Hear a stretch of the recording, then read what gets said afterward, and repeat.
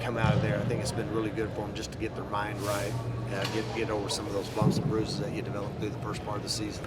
What were some of the things you guys worked on hard last week, getting ready for this week? Well, I think we tried to take from the first 3 games, explosive plays and just make sure that we correct some of the mistakes that we made in those first 3 games. Really focused a lot on us, individual technique, fundamentals, just getting back to almost like hitting the restart button.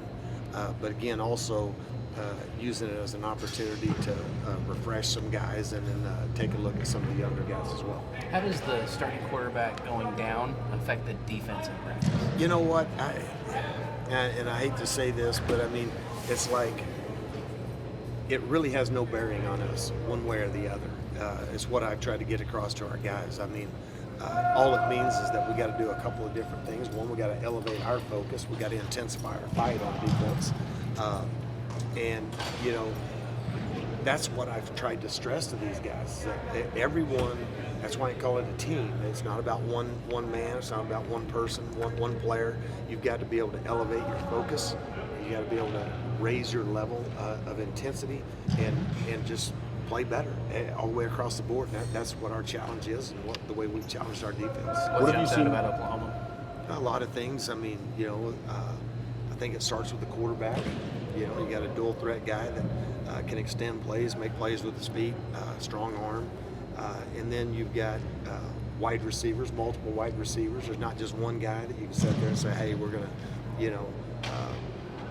load coverages and things like that, just to keep you balanced that way.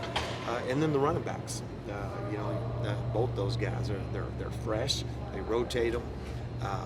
And you got to do a great job of tackling those guys. So there's a lot of good things that they do, and obviously we have great respect for what they've been able to accomplish over the last 3 years for sure. Taking a look at Jalen Hurts, I mean, obviously into the individual things that can hurt your defense, but just the guy from high school to Alabama playing in all these huge games and has proven to be a winner. What do you think that type of success and playing on that type of stage, how do you think that benefits a guy like that? Well, I think, it's obviously he has tremendous experience and in big games, and so nothing's really going to rattle the guy. I mean, he's seen it all. So I think, you got to figure out different ways, to try to maybe confuse him, try to give, some different looks, maybe things, to be able to keep him off balance and not just impact him from just a pressure standpoint all the time, but try to impact him through disguising coverages and making him have to guess what's really going on. So, but a guy like that, again, that's been so successful, as you say, in high school, college, now at 2 different universities. I mean, can't say enough good things about him. He's a winner. It sounds like y'all are really getting good play from the safeties. Leggett, obviously Doug, and Fry. Can you kind of break down what they've brought so far? Yeah, I mean, they're doing exactly what we're asking them to do. We're trying to stay sound vertically in our coverage, and force people to earn things. We've done that for the most part. We had the one busted coverage against Montana State. We've gotten beat a couple of times when we were soloed on the backside of 3-by-1. One was in a pressure situation, the other one was just a base defense. So for the most part, we're staying sound vertically, and they're also doing a nice job supporting the run. Sometimes those guys are on the run-pass conflict, and I think they're doing a nice job trusting what they see. But yeah, they've been really good for us, for sure. Last week you saw a dynamic quarterback in Khalil Tate. This week you see one in Jalen Hurts. Are they the same type of guy when you watch them on tape, or are they different? They're different in a few different ways. They're obviously both very athletic. Jalen reminds me of back in the 70s watching Nebraska play. He reminds me of an I formation tailback playing quarterback. I mean, he runs the football like a running back. I mean, so obviously that gives you, different sets of problems than maybe where Khalil was more of a guy. He's more of a, maybe like Sandlot, where you drop back and you just hold your breath because he can extend plays, and man, once he comes out of there, he's just so hard to catch. I mean, he's very fast. Obviously both run well, both quarterbacks do, but they're just different. They play in 2 different systems, and I just think that I told our players that you really, when you think about it, that game you couldn't have had a better non-conference game to prepare you for Oklahoma than that one. I mean, so a lot of the things that we did against Arizona and tried to contain Khalil, we'll have to use again this week. Well, this is the first Big 12 offense you faced this season. This is not the first Big 12 offense you've coached against. What are those experiences been like for you? You know, it's really been all the same. I mean, the spread, up-tempo, no-huddle offenses. I've said this for years. Defense has been behind the 8 ball, I think, in general when it comes to defending spread. Just trying to learn, you know, things as simple as how do you practice? How do you, you know, build a defense that's designed to defend spread offenses? And I think I'm not going to say we've caught up, but I think we're closing the gap in some regard in being able to do that. But I still think that offenses they're still very, very explosive. So I just think the experience more so than defending them has been working with people like Gus Malzahn, Chad Morris, Mike Norvell, David Yost, Dana Hogerson. That's probably helped me gain a better understanding and trying to develop a system to slow those guys down. What's Jordan Brooks done through 3 weeks that's impressed you? I tell you, the one thing that has impressed me about Jordan is that he's bought in to a new way of doing things. You know, he's becoming a student of the game, coming over and studying the game plan, which I think is showing up on the field. I think he has a really good understanding of how offenses are trying to attack us.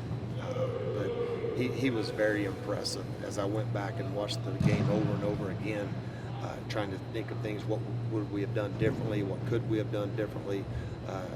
You know, he had a really, really good understanding of how Arizona was going to try to attack us, and showed up in, you know, performance. Coach, I know everyone talks about the top, but what makes Oklahoma so good on third down, especially this season? It seems like they're one of the top. I mean, it just, when you have a quarterback that you can cover everyone, and now all of a sudden he just pulls the ball down and runs for a first down, or you have multiple receivers where a lot of times you can do things coverage-wise to where you might be able to bracket a certain guy. I mean, he just has so many weapons. So you just have to trust your guys to be able to trust their technique and stay sound in coverage and challenge wide receivers. There's not any one particular guy that you can just say, hey, it's CeeDee Lamb, or hey, it's Rambo. Or, you know, I mean, he's got multiple receivers that he can get the ball to, and then you got the capability of throwing the ball to the running backs out of the backfield, as well as him just pulling the ball down and run, so they can stretch it horizontally and vertically all at the same time. And you have to be extremely athletic to be able to get the quarterback down. It seems When like you there's went a back and looked at the 99-yard drive, what happened, and how do you keep that from happening again? I'll be honest with you. I just think I think we just hit the wall. It really, to me, it wasn't the 99-yard drive. I'm just going to be honest with you. It was the one before. Yeah. When we had them on 3rd and 14, and man, we were spying the quarterback, and we did. I mean, when we let them off the field right there, and then we get them in 3rd and 10 right after. I mean, in 4 base down run plays, they had -3 yards. We get them in 3rd and 14. We get them in 3rd and 10. They hadn't gained a yard. As a matter of fact, they had lost 3 in 4 plays up to 3rd down, to 2 third downs. And then we get them in 3rd and 5, and you got to hand it to Khalil. He made an unbelievable throw across his body with the receiver coming with tight coverage on him. I mean, you give them credit, but it should have never even got to that point.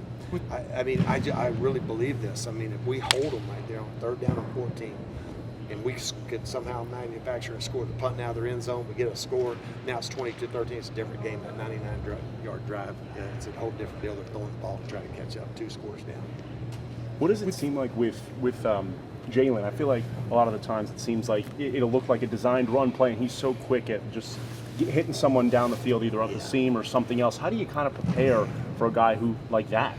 I don't know if you can. I mean, you just got to try to keep him. You got to cast a net around him, and you got to keep him. You got to make him step up in the pocket when he does, and you got to be able to collapse it with people with their eyes on the quarterback. When you let him get outside and outside containment, then you might as well just hold your breath. I mean, because now those receivers are going to take off, and that, like you say, a lot of his throws are off of him moving out of the pocket. You saw the one score against UCLA. I mean, boom, they got the route covered. He moves to his right, and the receiver just takes off across the field, hits him, touchdown. I mean, those are things we can't let happen. We got to be disciplined, keep him in the pocket, and force him to step up when he does. Then we got to keep him in there. You mentioned the drive before the 9-9 drive. With the 12 men on the field, there were a lot of injuries right before that. Yeah. Was that what happened? Yeah, where it was it's just a lot just- of miscommunication? It was. I mean, we sat there and we had the right group in the huddle, and you know that's why we get in a TV timeout. It's something that I've stressed over and over again. But yeah, it was when it just gets chaotic when you start losing people and you're trying to make sure you got people in for this guy. It got chaotic at that particular game with the number of guys that we had down. I mean, Leggett was out. I can't remember everybody. I've erased that from my memory. You keep bringing it back up, but yeah, it was crucial, man. I mean that again, it should have never got to 3rd and 10. We should have got off field on 3rd and 14. Are you Going guys? back to the one play that Tate popped, the 84-yard Yeah. touchdown. From an X's and O standpoint, did y'all miss a line or something, or is that just his athletic? Yeah, well, ability? we had a couple of. I'll just be honest with you. They had a really good call versus a not so good call. I'm not going to put that on the kids. I mean, we were expecting something else on 3rd and 7, and you got to give them credit. Probably if I had to do it over again, I'd probably call timeout. Probably should have called timeout, but didn't do it, and we learned from it. Told the kids, "Hey, bail me out," and they did. We could get back up 14-13, and that's where, man, as a defense, we got to just step up. That's where we got to win the game. I mean, if they don't score again, they don't win. And you know, I have zero. I'm not going to sit there and say, you know, I'll never put it on the kids. I mean, you know, 3rd 7, they know we're aggressive, and they executed, and we didn't.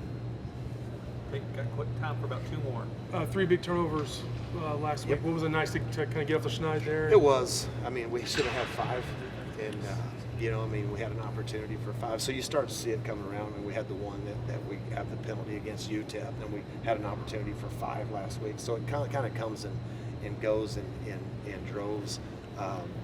You know, the turnovers went up, but our 3rd down defense fell off the map. And again, it wasn't so much just great execution by them as much as it was we just gotta challenge people and be able to get off the field. And I think that's going to be critical this game, as you've already brought to my attention.